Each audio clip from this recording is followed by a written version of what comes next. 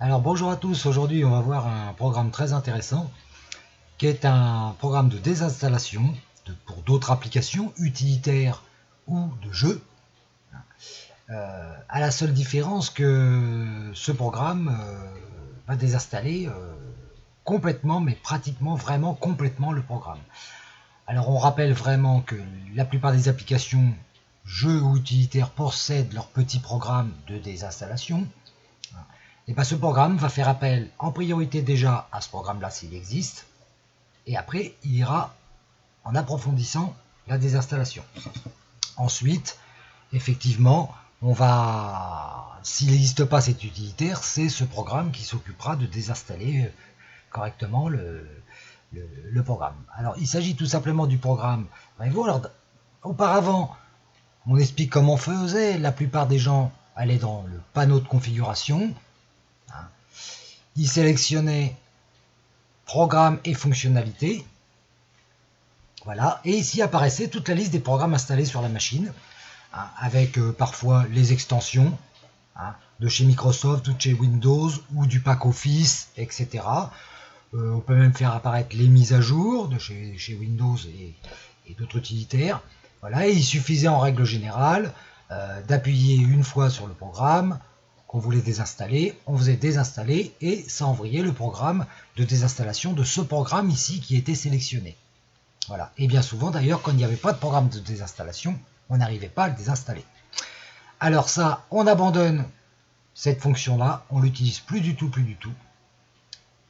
On enlève, et qu'est-ce que l'on fait? On utilise Revo, ici le programme qui est ici en bas à gauche. Voilà. Moi c'est une version portable, donc c'est une version qui a été copiée-collée directement, comme on le fait d'habitude, dans ici, bon, chez Windows 10, là, programme file chez Windows 7 ou programme file voilà, ici, et qui a été mis directement là, vous voyez, donc il n'y a pas eu à l'installer, il marche directement, c'est son icône d'envoi de programme et pas son icône d'installation. Voilà, j'ai juste créé un raccourci ici sur le bureau, donc je l'envoie, petit panneau de présentation, hein. Ici on visualise bien qu'effectivement c'est une version portable, hein. Et ça ouvre la grande fenêtre principale qui va apparaître. Voilà, où ça va faire apparaître différents onglets. J'agrandis suivant la taille de la résolution de son écran. Ici apparaît différents onglets, on va appeler ça des onglets, pour différentes manœuvres du programme. Mais d'origine et par défaut, ça se met sur l'onglet des installateurs, ici. Et apparaît ici dans la grande fenêtre principale tous les programmes installés sur la machine, y compris certaines extensions. On peut faire apparaître les extensions et les fichiers système en plus. Hein, il suffit d'aller dans les options. Hein. Alors attention à cette manipulation, on va dans tous les programmes et ici on fait voir les composants du système. Là c'est décoché, on le coche et vous allez voir que dans la grande fenêtre principale apparaît beaucoup plus de programmes. Sauf que là, il faut faire attention à ce qu'on va désinstaller, parce que là, on peut désinstaller des fichiers système ou des programmes vraiment principaux qui font marcher le système. Donc moi, j'ai choisi de ne pas montrer ces programmes-là et de pouvoir simplement visualiser, donc je décoche, de pouvoir simplement visualiser les gros programmes principaux, gros utilitaires, jeux qu'il y a dans ma machine. Alors on va faire tout de suite un exemple, on passera un petit peu en revue après les différents onglets. On se remet sur la fenêtre principale des installateurs, tous les programmes apparaissent. Pour être bien sûr que l'imagerie est bonne, on rafraîchit l'image, ici à commande, rafraîchir, ça s'efface, ça réapparaît. Rien de plus n'est apparu, rien de moins n'a disparu, donc apparemment c'est bon. Pour être sûr, on assure dans la mise en cache, on réinitialise la mise en cache. C'est un tout petit peu plus long, une petite confirmation, un petit peu plus long.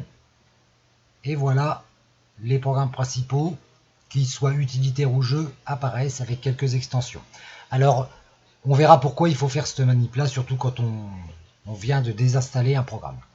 Qu'est-ce que je fais? Je veux désinstaller un programme. Alors, par exemple, j'ai fini le jeu Half-Life Source. je l'ai fini, j'en veux plus, je n'y rejouerai plus, je veux l'enlever. D'habitude, on m'a dit qu'on irait dans panneau de configuration, programme et fonctionnalités, on cherche Half-Life qui normalement c'est dans l'ordre alphabétique, on peut classer autrement, mais c'est dans l'ordre alphabétique. Parfois même, il arrive même qu'il n'apparaisse pas d'ailleurs hein, dans la version de chez Windows. Vous voyez là pour l'instant je n'ai pas l'air trop de le trouver. Voilà, je l'ai vu. Je cherche. Voilà, il est là, Half-Life chose. On sélectionnait une fois, on faisait désinstaller, ça désinstallait le jeu. Et puis on se disait, c'est bon, il n'y a plus rien. Il n'y a plus aucune trace de ce jeu, j'ai gagné de la place, très bien. En vérité, il reste toujours principalement des fichiers temporaires, principalement, souvent, même quand il vous pose la question si vous voulez les enlever ou pas, même quand vous répondez oui, en général, il vous laisse les sauvegardes. Il vous laisse les sauvegardes dans, bien souvent, on va voir ici, bien souvent, il le laisse ici dans soit les programmes data, hein, parfois les sauvegardes se mettent là, ou se mettent chez Windows 7 et Windows 10, dans utilisateur, ça va sur votre compte, et dans application data. Voilà. Et dans local, en général, il y a les sauvegardes des jeux qui vont là-dedans. Alors là, on a dit qu'on n'utilisait plus ça. Donc, on reste avec notre programme principal de Revo, ici, et je sélectionne une fois le jeu ou l'application que je veux enlever. Donc là, je vais enlever Half-Life Source, je clique une fois, et je fais désinstaller. Là, c'est un peu plus forcé. Là, la différence ici, c'est qu'il faut marquer le nom exact du programme avec son chemin. Ici, il va le chercher lui-même. Et il va utiliser, en premier lieu, le désinstallateur de ce jeu s'il existe. S'il n'existe pas, à ce moment-là, il essaiera de le désinstaller lui-même. C'est Revo qui s'en chargera. Je sélectionne une fois, je fais désinstaller. D'abord, il va essayer de me créer une sauvegarde du registre. C'est pas parce qu'il marque échec qu'il a échoué. C'est parce que ce n'était peut-être pas nécessaire. Donc, là, il m'a marqué échec. Et après, il essaye de créer un point de restauration système au cas où qu'on veuille revenir en arrière. Malgré que, quand on veut revenir en arrière après une désinstallation, parfois on a quand même perdu éventuellement les sauvegardes. Il faut recommencer par exemple le jeu à zéro. Et même parfois, quand on renvoie le jeu, il marche mal ou il marche pas. Donc on est obligé de le réinstaller quand même. Mais bon, ça c'est surtout valable pour les utilitaires. Hein. Il me crée son point de restauration, effectué, et après il analyse s'il y a un programme de désinstallation. S'il en trouve un, tu vois, c'est marqué, intégré du programme pour la désinstallation. Là il l'a trouvé, il me le propose. Je pourrais refuser, hein. Mais je l'accepte. Je désinstalle le jeu, je peux marquer les détails, on le laisse faire, il est en train de désinstaller Half-Life Source. Donc effectivement, je vais regagner de la place sur mon disque dur C s'il est installé sur le C ou sur une toute autre partition. Hein. Puisque là, on a son chemin d'accès. On voit bien qu'il a été installé dans C, Program File, voilà, avec sa dénomination. Donc il enlève le maximum de fichiers que le désinstallateur de ce programme-là, donc là c'est un jeu, peut désinstaller.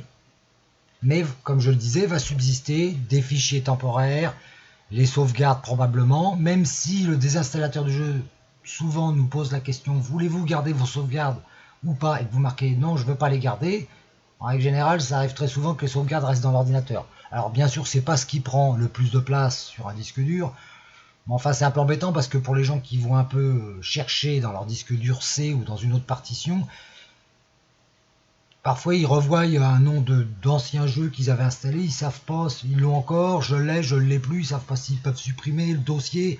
Bon, là en vérité va subsister probablement des fichiers temporaires, des sauvegardes plus ou moins complètes de ce jeu-là, des dossiers vides. Et ben Revo va supprimer le reste. Alors pour l'instant il utilise le désinstallateur principal du jeu, et ensuite on verra, on pourra, quand il aura fini, on confirmera, et on pourra effectuer un scan supplémentaire pour qu'il recherche sur tout le disque dur des traces de ce jeu. En l'occurrence, là c'est un jeu, ça serait une application, il ferait exactement la même chose. Et s'il en trouve, il vous proposera une arborescence où il faudra cocher tous les dossiers, sans exception, et sans réfléchir, ça craint absolument rien, pour supprimer tous ces dossiers, tous ces fichiers temporaires, ces dossiers vides, ces sauvegardes qui ne nous servent plus à rien, puisque de toute façon on ne veut plus le jeu. Donc ça sert à rien de garder une partie. Le jour où on veut rejouer avec un jeu, on réinstalle le jeu. De toute manière, on est obligé de le réinstaller complètement le jeu, pour qu'il fonctionne correctement. Donc ça sert à rien d'essayer de le mettre au même endroit où il était. C'est un coup qui marche pas le jeu. Surtout quand c'est des jeux qui ont besoin éventuellement quand une clé de verrouillage, etc. Et que l'on achète la clé de verrouillage, bon, la clé n'arrive pas à identifier le programme et ça pose de gros problèmes. On va arriver vers la fin, vous voyez là il désinstalle, on peut regarder un peu où il en est, il désinstalle apparemment les sons du jeu. Avant il a peut-être désinstallé l'imagerie, le jeu lui-même. On le laisse faire, c'est ce qui se passerait exactement quand on utilise le panneau de configuration, fonctionnalités et programmes. Et en général d'ailleurs il ne vous montre pas forcément tout ça, il fait ça en sous-tâche, vous ne savez pas trop où il en est. L'avantage avec Revo c'est que lui il vous montre ce qu'il fait. En plus. Donc tant qu'il n'a pas fini, vous savez que vous n'avez rien à toucher, vous ne touchez à rien. Les touches en bas sont grisées, on ne peut pas les toucher. Voilà. Quand il va arriver au bout, il va vous dire normalement qu'il a fini. Voilà, il arrive au bout, complète, c'est complété, c'est fini, je peux fermer le désinstallateur du jeu et subsiste cette fenêtre. Exécution d'analyse et d'installation. Alors on voit ce qu'il a fait avant, il a essayé de s'occuper du registre. Création d'un restauration système, c'est fait, il a analysé, il a désinstallé, et maintenant il nous propose, à la fin de la désinstallation du programme, presser le bouton scan pour démarrer une analyse des fichiers, répertoires et objets du registre restant. Donc c'est ce que j'ai expliqué avant. Alors on a trois choix, soit qu'on fait un scan sûr, de peur de perdre des choses, soit qu'on fait un scan modéré, ça va être un peu plus poussé, soit qu'on fait un scan avancé. Moi d'office, j'ai toujours choisi avancé, j'ai jamais planté la machine parce que ça m'avait désinstallé autre chose. Donc d'office, je prends avancé et je scanne. Pendant ce temps-là, Revo cherche les dossiers restants, les dossiers vides, les dossiers temporaires qui resteraient liés à ce jeu, les sauvegardes qui resteraient liées à ce jeu, etc., etc. Les mots de passe éventuellement, les licences, etc., etc. Tant qu'il n'a pas fini, on le laisse chercher, il n'y a rien à faire. Le disque dur, normalement, a augmenté, puisque là, il fait un scan du disque complet, quoi, très rapide. Et après, il nous fera une proposition. Alors, il est possible que une fois terminé, il nous fasse aucune proposition, c'est-à-dire il n'a rien trouvé, le jeu est très très bien désinstallé. Bon, on confirmera. Et puis vous voyez que dans ce cas-là, de ce jeu-là, on voit que dans la base des registres, subsiste tout ça. Voilà, il subsiste même encore ce fichier-là. Dans le disque dur, dans Program File, il subsiste celui-là, qui probablement est un dossier peut-être vide, d'ailleurs. Voilà, les liaisons à Microsoft, vous voyez, il reste tout ça. Tout ça, tout ça, tout ça. Et tout ça, c'est pas désinstallé. Ça reste encore, vous voyez, il y a encore même les chemins d'accès, ça reste dans votre disque dur. Alors c'est pas forcément ça qui prend énormément de place, mais pour des très gros jeux, des très grosses applications, genre des applications de dessin industriel, d'imagerie, etc., il est possible qu'il reste vraiment une place conséquente sur votre disque dur d'une ancienne application, ou d'un très très gros jeu, c'est pareil. Alors là, bon, moi, il est réglé. Vous chercherez dans outils et options pour que ça se coche automatiquement. Si ce n'est pas coché automatiquement, vous sélectionnez tout. Et vous marquez tout bêtement supprimer. Il vous demande une confirmation. Vous confirmez par oui et il vous supprime tout. Parfois, il retrouve autre chose, les dossiers principaux, vous voyez. Et vous voyez, ils ne sont pas vides. 1 méga 31, tout ça, c'est pas vide. C'est assez peu de place, mais eh ben, vous cochez tout, vous le laissez s'il l'a déjà coché, et vous supprimez tout. Deuxième confirmation, pof, normalement, il n'y est plus. Manque de peau, qu'est-ce qu'on voit? On voit que là, il est là. C'est-à-dire ça, c'est une trace comme quoi il a existé. Alors c'est ce que je disais tout à l'heure, on va rafraîchir cette page pour être sûr qu'il a disparu. Si le programme qui est défini de cette manière-là disparaît après, c'est qu'il est bel et bien désinstallé, y compris tous les fichiers et les dossiers qui allaient avec. Donc, je fais un rafraîchissement dans l'onglet commande, rafraîchir. Il y est toujours. Maintenant, c'est la mise en cache. Je reconstruis le fichier de mise en cache. Petite confirmation, oui, et là, il disparaît. Donc, s'il a disparu, il n'est plus dans la machine. Ce jeu-là n'existe plus. Et là, j'ai bel et bien désinstaller le plus complètement possible Half-Life Source que j'avais auparavant installé dans la machine, qui était auparavant installé dans la machine. On peut voir en revue un petit peu les autres onglets.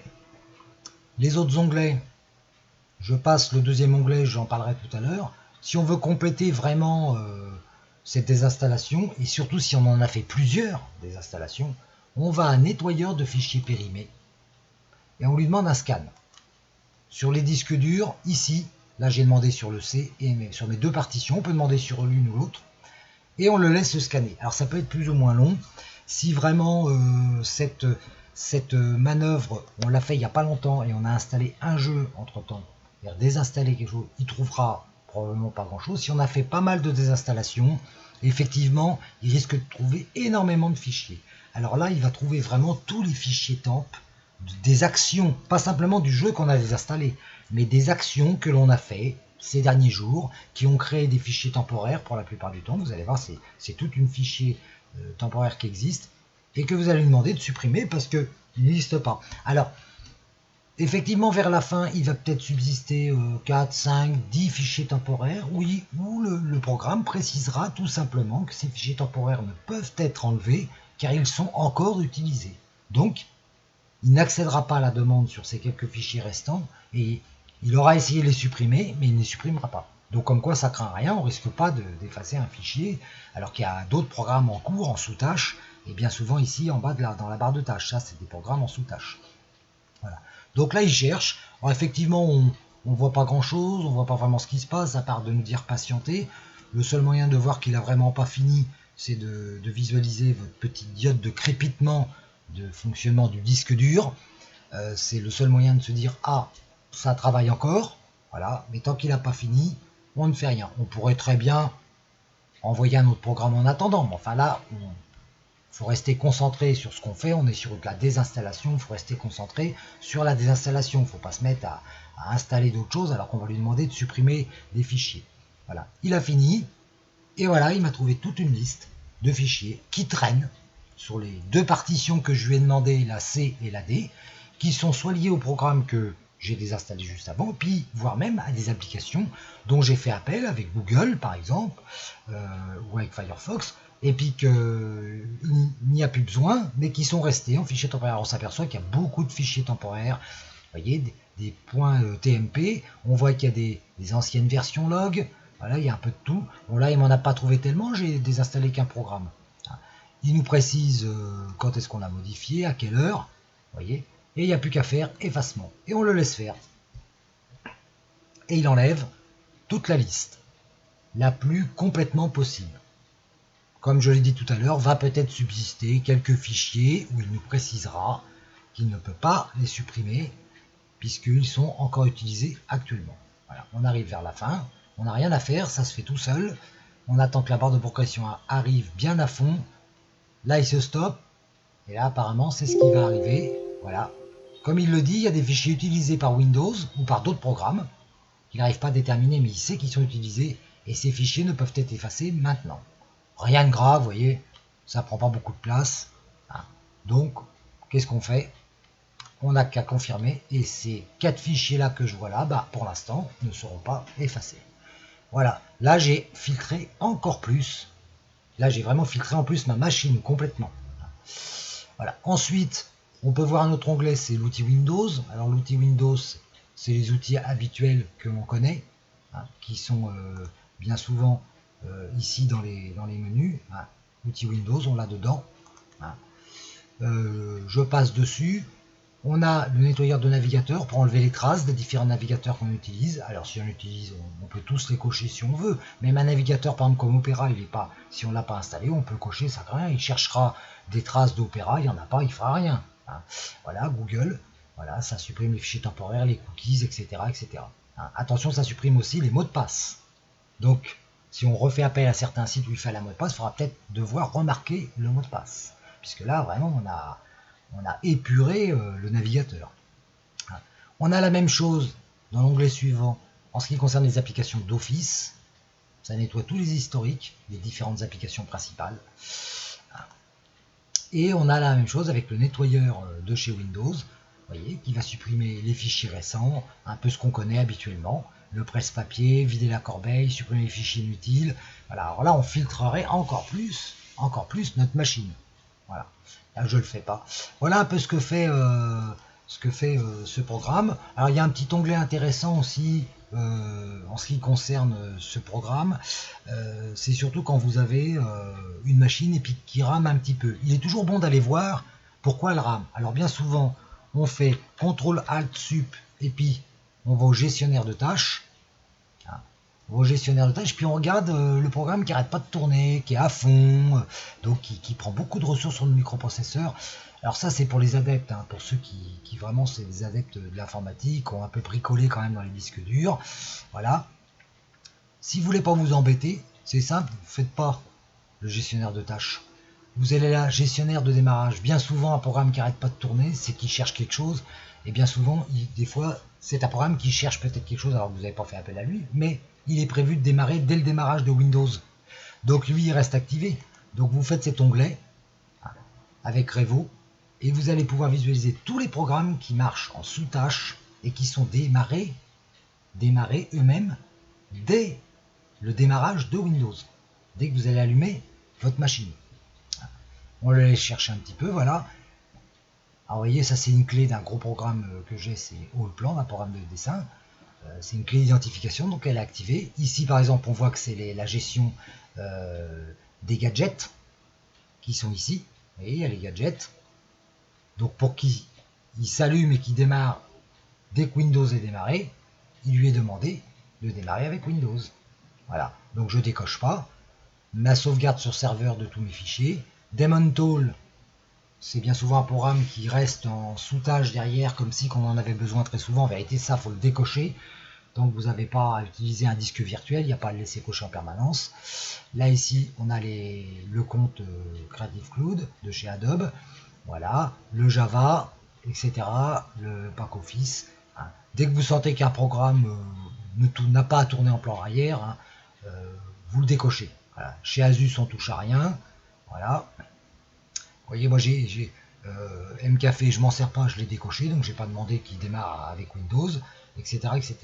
Et parfois vous regagnez de la vitesse de votre ordinateur. Donc ça c'est intéressant, comme ici de toute façon en statut on le voit, vous voyez là ils sont démarrés, démarré. Alors des fois ils peuvent être cochés alors que il y a marqué non démarré. En vérité, ils ont démarré mais ils restent en sous-tâche derrière. Voilà. Voilà ce qui concerne le programme Revo. C'est un programme très utile, c'est un petit peu une manière différente de faire pour désinstaller un programme, malgré que ça reste un peu identique, mais on va dire que c'est une application vraiment qui gère surtout tout ce qui est désinstallation, je dirais pas suppression, mais épurage de la machine. Voilà, à la prochaine fois, puis on refera de nouvelles vidéos sur des programmes un petit peu particuliers.